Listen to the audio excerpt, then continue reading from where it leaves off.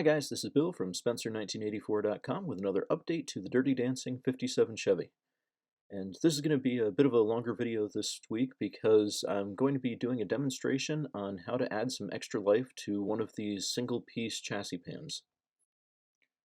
So I've got it base painted with some red oxide primer. I've got some black for the frame, orange for the engine, and silver for the fuel tank, exhaust pipes, and some suspension components. And this would be fine if it was supposed to be a new car, but it's not. So we're going to be doing some weathering on it. Got some charcoal powder here in my trusty egg carton, and I'm going to be applying it with a couple of brushes. These are some makeup brushes that I picked up at Target. And all we're going to do here is just apply it, and we're going to start with doing some shadows. So looking in the tunnels here and around the rear axle and exhaust.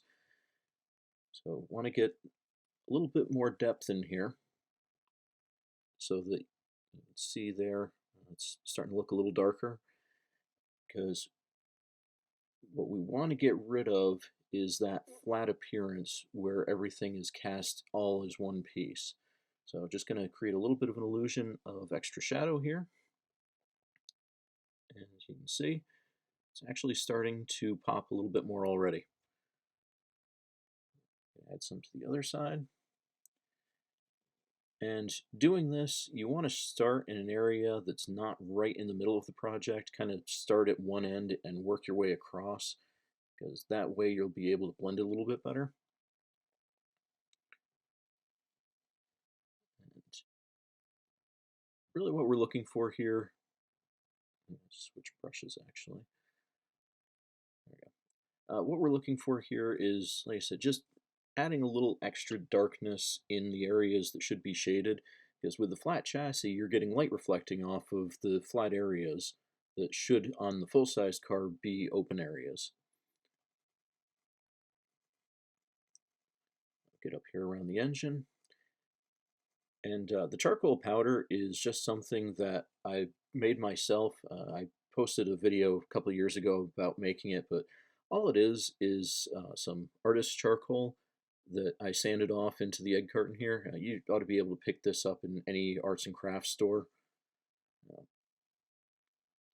Adding some along the edges of the exhaust here. And the same thing, just kind of getting rid of that square edge where the pieces come together and should be separate. Kind of giving the illusion of a little extra depth in here.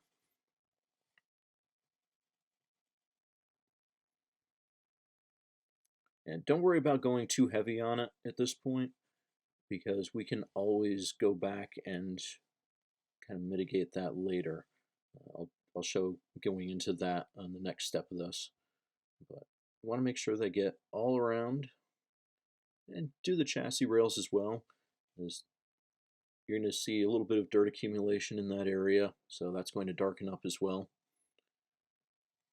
Anytime that you've got the flat and a vertical piece coming together, that's really where you want to add this in. Just like I said, gives it a little extra depth, a little extra interest in those areas.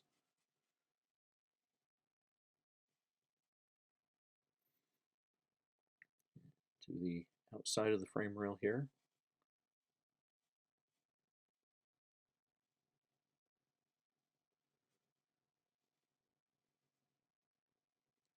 Make sure to get all the corners, because you don't want to end up with a weird light spot right in the middle of it. That'll ruin the illusion. And just kind of getting it all in the corners here, around the spring mounts. Yeah, and you can see we're already getting pretty decent depth going on, especially around the engine there. Doesn't look nearly as flat as it did when I started out on this. Back springs are another kind of problematic area, because those should be floating. But you see a little extra darkness in there, and suddenly you don't see the area quite as much. You don't necessarily want to paint it solid black either, though, because then that's going to look a little too stark. So this kind of gives a little bit of the red bleed through, a little bit of black, and fools your eye into thinking that there's more depth there than there really is. And same thing around the spare tire well, back of the frame here, and the fuel tank. And this is something that you can do. I'm doing it really quick here. You can take a little more time with it to really target specific areas. But I'm really just trying to add a little to everything. There you go.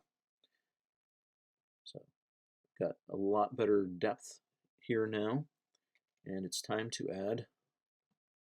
Got some red rust, some brown dirt, and back here we've got some graphite, which this is made from just a regular graphite pencil. Again, sanded off. I'm going to start with some red, and remember what I said about you can mitigate it a little bit. You brush it onto the edges, and then get it down in here. You can see it kind of negates some of the really dark black there. It blends it in a little bit better. You take the wide and just blend all of that together. There you go. You end up with a shade and not a stark line. Do the same thing over on this side. There you go. So do a little bit more inside the frame rails here. The same thing, just blending it all together so that you end up with those shadows but not the harsh edges. And I want to use the graphite here, and what that does is it gives a little bit of a metallic sheen and also darkens things a little bit, especially if you've got a bright silver. So you see I put it here on the mufflers, and that gives it a little more realistic appearance without being bright chrome. Same thing on the gas tank here. Just gives it a little bit of metallic appearance. Transmission. Now I had painted all of these with metallic colors, but because I went and dull coated everything, knocked some of that edge off. And you really do want to have a dull surface before you start using the chalks, charcoals, pastels, things like that. They just won't stick to a gloss surface correctly. Go back and add a little more shadows here around the transmission because that was a little too light.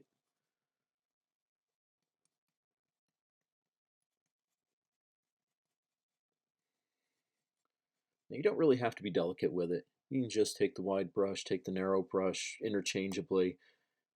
As long as you kind of get, like you see here, the wide area is done. A little bit to the cross pipe here. And a little bit of shadowing underneath it. And yeah, you brush it off, blend it in a little bit. Yeah, it's looking much better now.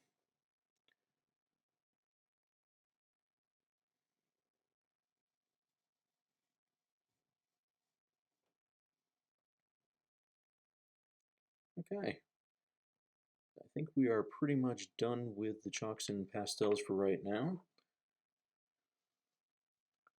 Probably going to have to do a little bit of touch up later, but at this point, it's time to switch over to the weathering effects. And for those, I'm going to be using these guys. I've got 6 sets of 3 colors each here.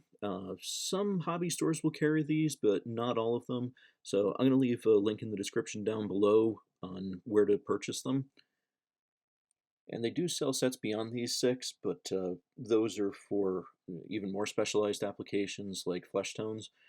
For these, for any mechanical stuff, these 6 will pretty much get you covered. And each one of them does come with a little applicator here. But as you can see, it wears out pretty quickly, so get some replacements easily enough. Just hit the makeup counter and get these guys.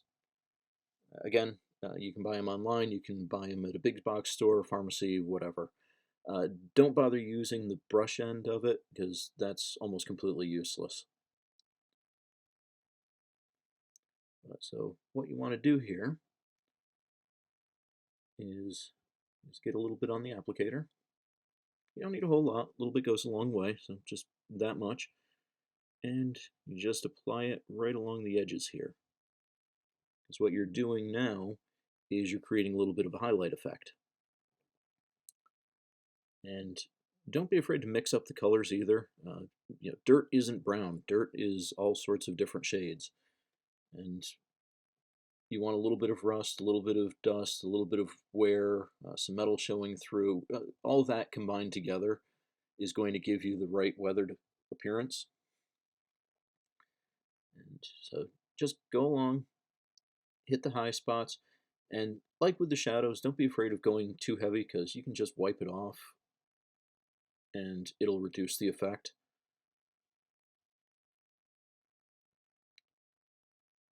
Also, don't be afraid to use the same sponge more than once, kind of mix up the colors, because all you're going to do is add to the realism of the effect.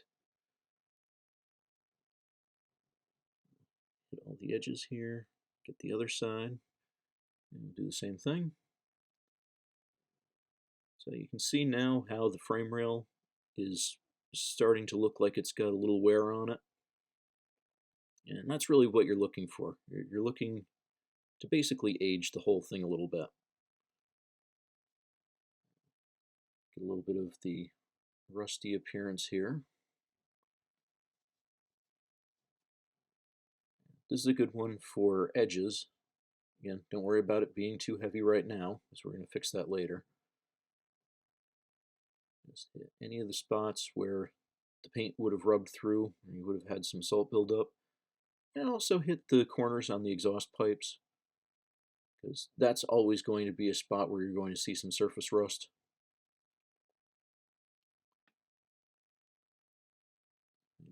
This. And once you've got it applied, you can just hit it again with the sponge. Like I said, mix it up. Let the colors kind of blend together.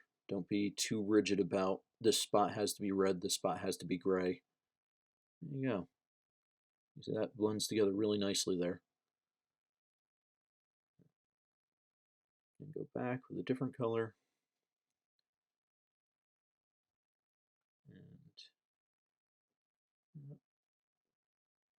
And grab ourselves another brush here. Because sometimes you do want a new one when you are going to do something like this. A little bit of a metallic effect. And again, don't need a whole lot. Just hit the springs, hit the exhaust pipe. And this does very similar to the graphite, but because it's a lighter color, you're not going to get the shadow effect. You're just going to get almost a highlight. But it is going to give it that little bit of metallic sheen. Back to rust here. Again, hit the corners. Let it show where some heat has caused some damage. And get a different shade of silver here. You don't want everything to be uniform either. You want some darker shades, some lighter shades, some more and less metallic colors. And we'll do a little bit more on the springs, more on the exhaust. Because you can add some layered effects on this, which will create some really unique looks.